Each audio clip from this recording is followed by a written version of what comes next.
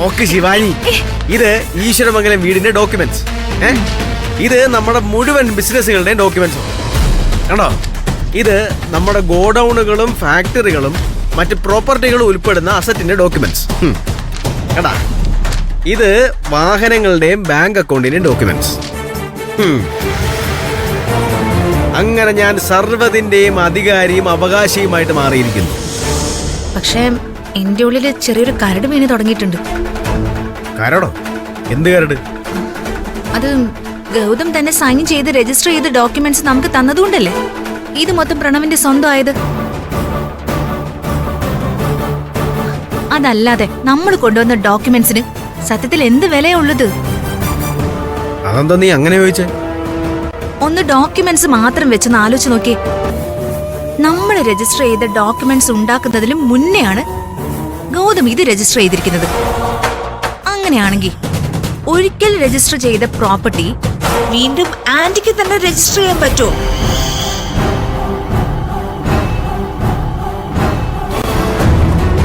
പ്രണവിന് ഞാൻ പറഞ്ഞത് മനസ്സിലായില്ലേ? വസന്തൻ ആന്റിയാണ് നമ്മൾ തയ്യാറാക്കിയ ഡോക്യുമെന്റ്സ് രജിസ്റ്റർ ചെയ്യാനായിട്ട് മുരളിയെ ഏൽപ്പിച്ചത്. നിയമപ്രകാരം ആ ഡോക്യുമെന്റ്സ് രജിസ്റ്റർ ചെയ്യാൻ പറ്റത്തില്ല പ്രണവേ. കാരണം ഗൗതം അതിനു മുൻപ് തന്നെ പ്രോപ്പർട്ടികൾ മുഴുവൻ പ്രണവിന്റെ പേരിലേക്ക് രജിസ്റ്റർ ചെയ്ത് കഴിഞ്ഞിരുന്നു. നീ പറഞ്ഞത് ശരിയാണല്ലോ. അപ്പോ പിന്നെ ഇതിലെന്തോ ചതി നടന്നിട്ടുണ്ട്, ഉറപ്പാ. അക്കാര്യത്തിൽ സംശയമില്ല. നമ്മള് ആ ഡോക്യുമെന്റ്സുമായിട്ട് മുന്നോട്ട് പോയാൽ തന്നെ ഗൗതം ഒന്നുകൂടി കോടതിയിൽ പോവുകയും ചെയ്തിരുന്നെങ്കിൽ ചിലപ്പോ ആ രേഖകൾ ഫേക്ക് ആണെന്ന് കോടതിയിൽ തെളിയിക്കപ്പെട്ടേനെ. ഞാൻ പറയുന്നത് കൊണ്ട് പ്രണവിന് വിരോധമൊന്നും തോന്നരുത്. ഇനി സൂക്ഷിക്കേണ്ടത് നമ്മളാ. അതുകൊണ്ട് പറയ, വസുന്ധരാന്റിയെ ഒരുപാട് അങ്ങോട്ട് വിശ്വസിക്കണ്ട. സ്വന്തം ജയത്തിനപ്പുറം അവർക്കൊന്നുമില്ല. ചിലപ്പോ ചതിക്കും പ്രണവേ അവര് നമ്മളെ.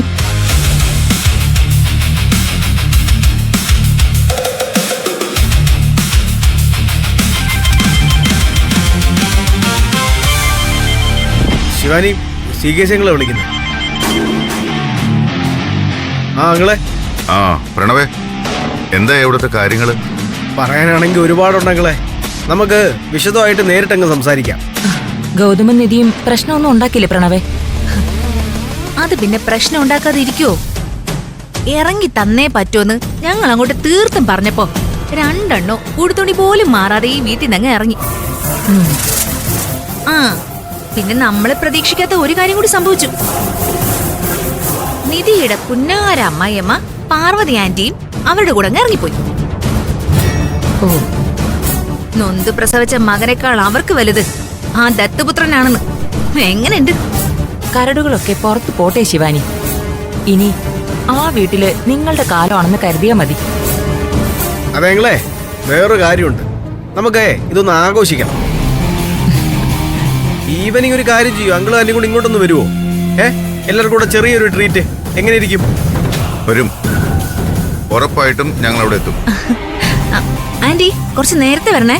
നമുക്ക് കാര്യങ്ങളൊക്കെ ഒന്ന് അറേഞ്ച് ചെയ്യണം. എത്തിക്കോളാം ശിവാനി. എന്നാ ശരി, ഞങ്ങളെ വെക്കട്ടെ. വൈകുന്നേരത്തേക്കുള്ള സെറ്റപ്പ് ഒക്കെ ഒന്ന് റെഡിയാക്കണം.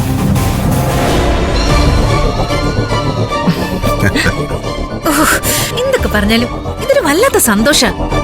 ഒറ്റയടിക്ക് പ്രണവകം കോടീശ്വരനായിട്ട് മാറിയില്ലേ? ഞാനാണ് ഇനി ഈശ്വരമംഗലത്തിന്റെ രാജാവ്. ഞാൻ രാജാവായി കഴിഞ്ഞാൽ നീ ആരാ? നീയാണ് ഇവിടുത്തെ റാണി. ശിവാനി ഈ വീട്ടിലെ റാണിയാണെങ്കിൽ ഞാനായിരിക്കുമല്ലോ അപ്പൊ മഹാറാണി.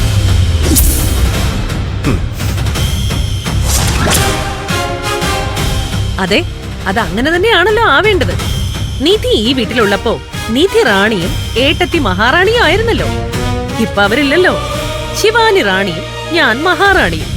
അത് തന്നെയാണ് അതിന്റെ ശരി.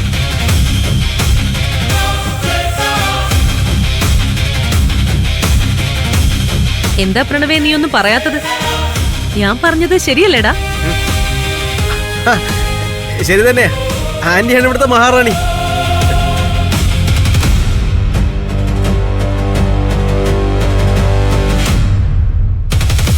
ഈ വീടും സ്വത്തുക്കളും ബിസിനസ്സും എല്ലാം നിന്റെ പേരിലായി കിട്ടാൻ ഞാനാണല്ലോ മുൻകൈ എടുത്ത് ഇറങ്ങിയത്. അപ്പൊ പിന്നെ ഞാൻ തന്നെ ആയിരിക്കണമല്ലോ മഹാറാണി സ്ഥാനത്ത് എത്തേണ്ടത്. നോക്ക് ആന്റി, ആന്റി വിചാരിച്ചിട്ടൊന്നും അല്ല സ്വത്തുക്കൾ പ്രണവിന് കിട്ടിയത്. അത് ആന്റിക്ക് നന്നായിട്ട് അറിയാം.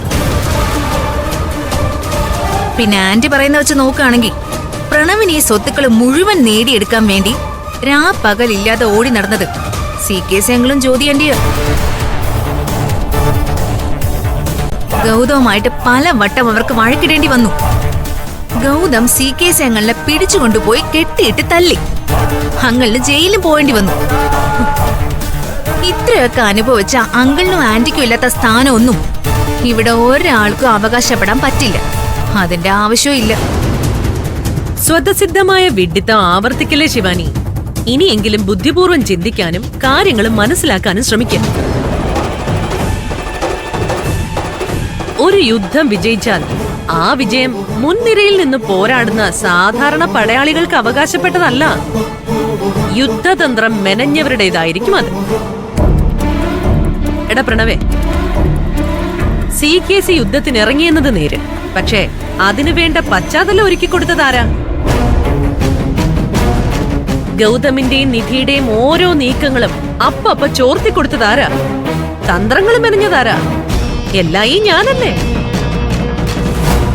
നിങ്ങൾ നേടിയെടുത്തു എന്ന് പറയുന്ന ഈ വിജയത്തിന്റെ അവകാശി സത്യത്തിൽ ഞാനാ.